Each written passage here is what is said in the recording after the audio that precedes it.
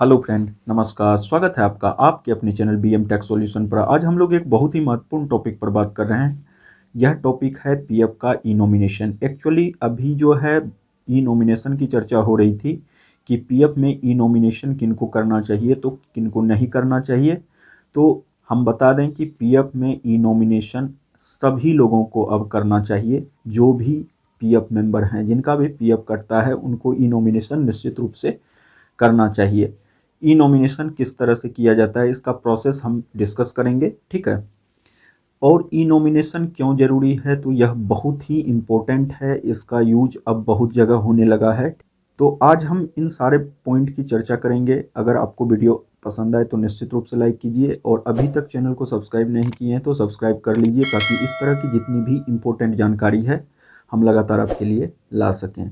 तो देखिए, पीएफ का एडवांस अगर आप विड्रॉ करना चाहते हैं, वहाँ हाई अमाउंट विड्रॉ करना चाहते हैं, आप चाहते हैं कि पीएफ का एम्प्लॉय शेयर और एम्प्लॉयर्स दोनों से अमाउंट विड्रॉ करें, तो उस केस में आपको क्या होगा कि अब बिना ई नॉमिनेशन किए आप पीएफ के एम्प्लॉय शेयर और एम्प्लॉयर शेयर दोनों से पैसा विड्रॉ नहीं कर पाएंगे। क्योंकि एम्प्लॉय शेयर और एम्प्लॉयर शेयर तभी आप विड्रॉ कर सकते हैं जब आप इलनेस छोड़ के दूसरा पारा सेलेक्ट करेंगे। तो बिना ई नॉमिनेशन के आपको सिर्फ इलनेस पारा जो है सेलेक्ट करने के लिए दिया जाएगा। और अगर आप पीएफ का ई नॉमिनेशन कर लेते हैं तो उसके अलावा और सारा पारा भी खुल जाएगा, ठीक है। तो पीएफ एडवांस निकालने में भी प्रॉब्लम होगी अगर ई नॉमिनेशन नहीं दर्ज किए हैं तो, ठीक है। तो इसलिए ई नॉमिनेशन निश्चित रूप से दर्ज कर लीजिए। जैसा सबको पता है कि पीएफ का ई नॉमिनेशन अगर डेथ क्लेम फाइल कर रहे हैं तो वहाँ बहुत ही ज़रूरी होता है, क्योंकि वहाँ नॉमिनी का ज़रूरत पड़ता है। और ई नॉमिनेशन में जैसा हम लोगों को पता है कि नॉमिनी का डिटेल्स ऐड किया जाता है, ठीक है। इसके बाद है कि अगर आप पेंशन के हकदार हो गए हैं तो उस समय भी ई नॉमिनेशन की ज़रूरत होती है। बिना ई नॉमिनेशन के आप पेंशन के लिए भी अप्लाई नहीं कर पाएंगे, ठीक है। पेंशन जैसे कि आप 58 साल के हो गए तो उसके बाद अगर पेंशन भी लेना है आपको, 1000 2000 जो भी आपका बनता है, जिस तरह से आपका सैलरी है उस तरह से जो पेंशन बनेगा आपका, तो वह बिना ई नॉमिनेशन दर्ज किए आप नहीं ले सकते हैं। हो सकता है आगे और भी इसमें रूल ऐड कर दिया जाए। तो इसलिए अगर अभी तक ई नॉमिनेशन दर्ज नहीं किए हैं तो निश्चित रूप से करवा लीजिए। ई नॉमिनेशन में आप अपने परिवार के जो भी डिपेंडेंट हैं उनका डिटेल्स डाल सकते हैं। आप अपने बच्चे का डाल सकते हैं, वाइफ का डाल सकते हैं। इसके बाद अगर आपके माता पिता भी आप पर डिपेंडेंट हैं तो उनका डिटेल्स भी डाल सकते हैं। हर एक जितने भी लोग हैं सब मिला के 100% होना चाहिए। उसमें आप पर डिपेंड करता है कि आप किसको कितना शेयर दे रहे हैं, ठीक है। तो पीएफ का ई नॉमिनेशन अब बहुत ही ज़रूरी हो गया है। पीएफ का ई नॉमिनेशन किस तरह से किया जाता है, चलिए एक डेमो आपको दिखाते हैं प्रोसेस करके, और उसमें जो है आपको समझ में आ जाएगा कि ई नॉमिनेशन किस प्रकार से किया जाता है। तो चलिए आपको लेके चलते हैं कंप्यूटर स्क्रीन पर।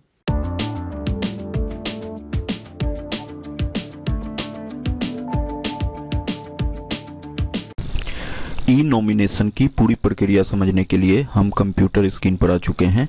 चलिए आपको ई नॉमिनेशन करके अभी दिखा रहे हैं।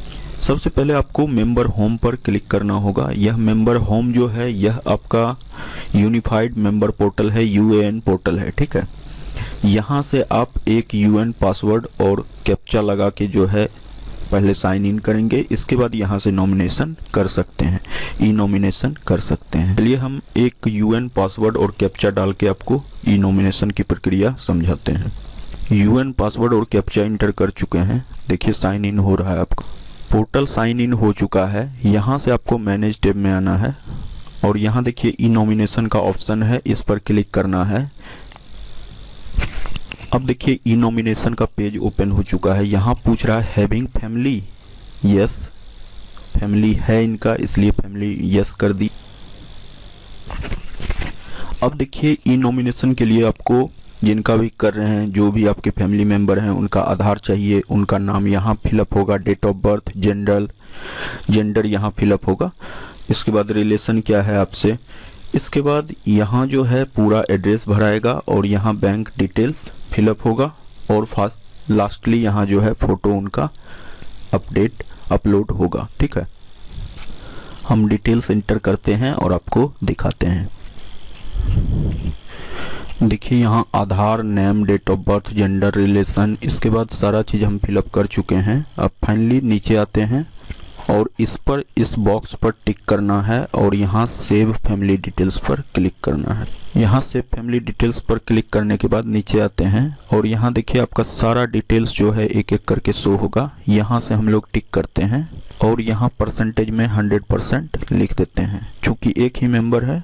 और यहाँ से सेव ईपीएफ नॉमिनेशन क्लिक करते हैं। देखिए ऊपर पर लिखा गया ईपीएफ डिटेल्स सेव्ड सक्सेसफुली। अब ई साइन की सहायता से इसको हम लोग वेरीफाई करते हैं। ई साइन पर क्लिक किए, प्रोसीड किए। देखिए यहाँ वर्चुअल आईडी डाल चुके हैं। अब यहाँ चेकअप करना है और वेरीफाई करना है। ई साइन पर क्लिक करके इसको प्रोसीड करके सक्सेसफुली सबमिट कर देना है। ठीक है, इसके बाद आधार पर ओटीपी जाएगा और फाइनली जो है आपका क्लेम आप जो है इस पर अपना ई नॉमिनेशन सक्सेसफुली वेरीफाई कर पाएंगे। ठीक है, अब वेरीफाई करने के बाद यहाँ आपको स्टेटस में सक्सेसफुली दिखाई देने लगेगा। ठीक है, तो अभी चूंकि हम इसको पहले एक बार वेरीफाई करवाएंगे, इसके बाद फाइनली तब सबमिट करेंगे, तो अभी यह प्रोसेस हम नहीं कर रहे हैं। यहाँ से ई साइन पर करने के बाद यह आपको केवाईसी ई साइन केवाईसी पर लेके जाएगा। वहाँ अपना आधार नंबर या वर्चुअल आईडी से आप लोग जो है वेरीफाई कर सकते हैं। जैसा कि अभी आपने देखा कि हम ई नॉमिनेशन के विषय में चर्चा किए कि पीएफ का ई नॉमिनेशन क्यों करना चाहिए, अब क्यों ज़रूरी हो गया है। इसके बाद जो है पीएफ का ई नॉमिनेशन जो है करने से आपको क्या क्या फ़ायदा होगा, तो इन सारी बातों की चर्चा किए। अगर आपको यह वीडियो पसंद आए तो निश्चित रूप से लाइक कीजिए और अगर चैनल को अभी तक सब्सक्राइब नहीं किए हैं तो निश्चित रूप से कर लीजिए, ताकि इस तरह की जितनी भी इम्पोर्टेंट वीडियो है हम लगातार आपके लिए ला सकें। चलिए मिलते हैं नेक्स्ट वीडियो में एक नई जानकारी के साथ। तब तक के लिए बाय बाय।